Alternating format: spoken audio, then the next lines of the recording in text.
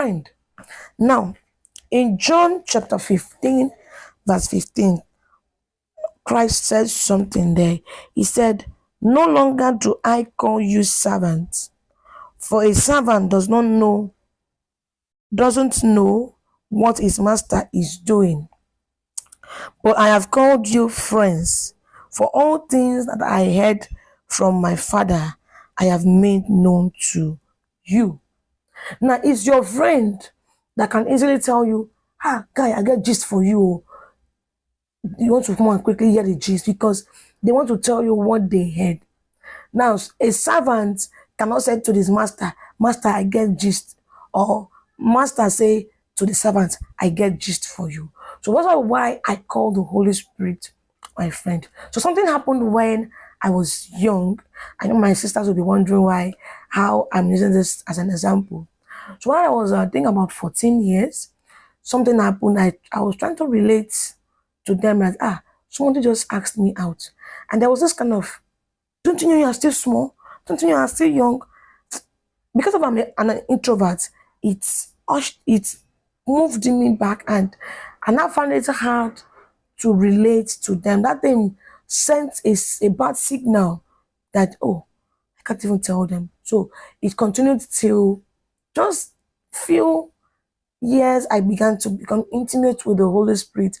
I think I started letting them into my space, saying some things. But that urge they gave to me, that thing they did, pulled me back. So I prefer to just keep to myself. If I need to gist someone, I just call my close friend to tell her.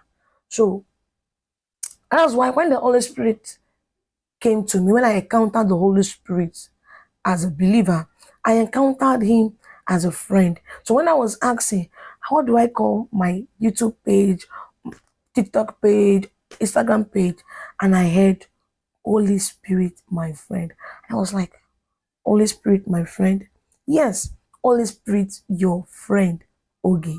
Yes. So when I began to see the Holy Spirit as my friend, those times when I would get overwhelmed and I want to call a friend, I stopped calling some of my friends, like two of my friends I easily call when I'm overwhelmed about something. So what I just do is look for a quiet place and I'll just scream, "Holy Spirit, it's what I'm going through." I just say everything I need to say to that my friend, to the Holy Spirit, even when I cannot see him. Do you know, after I say those things, from nowhere, there's this calmness, there's this relief, there's this inner peace I find.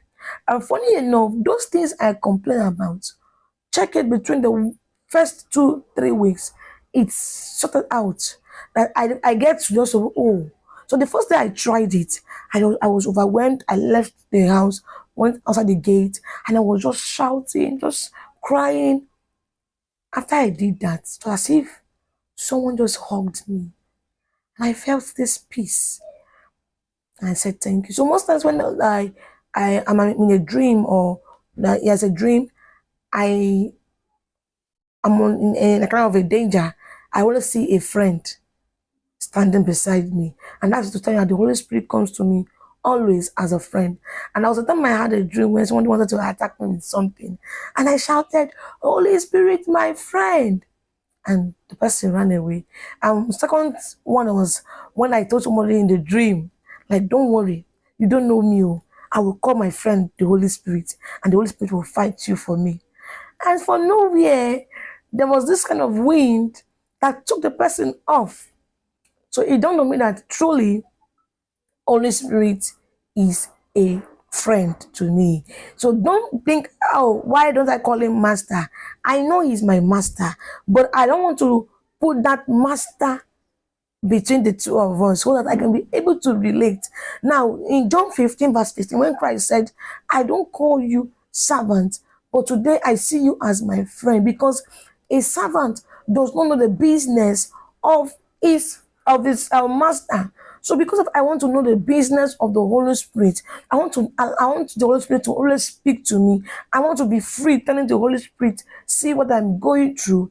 Then that's why I relate with him as a friend. Now, have you ever also wondered why those uncle we call that wants to date younger ladies, you will hear, don't call me Uncle Femi. You can call me Femi. Why? Because they want to relate with you, come in a way that you will be free with them. So when I started calling the Holy Spirit my friend, I became free. And do you know one thing the Holy Spirit has done? Because I've seen him as a friend, that same way my friend will not condemn me when I do something wrong, but they will correct me. It's the same way the Holy Spirit doesn't condemn me, but knows how to correct me. And gradually, I can tell you that from the testimony of people around me, a whole lot has changed about me, because I now do things because of when I made that mistake, I can run to my friend, the Holy Spirit. So today, make the Holy Spirit your friend. Call him the name you feel you want to be free around him, and he will surely come to you with that name you want him to come. Call him. You could choose the way I do my own, calling him Holy Spirit your friend. He will come as a friend. Holy Spirit, my this or anything, you can come. So when I call him Holy Spirit, my friend, I call him my helper, my guide, my teacher, my comforter. That's that Christ sent to be my helper. So today, don't forget to call the Holy Spirit your friend and remind him to be your helper, your teacher, your guide, reminding you all that Christ has taught you, because he's the true friend indeed, and a bigger friend also. So when you say, show me your friend and I'll tell you who you are, I can show you the Holy Spirit. And I tell you for a fact, you will see the trace of Holy Spirit in me. Thank you and stay blessed. Shalom.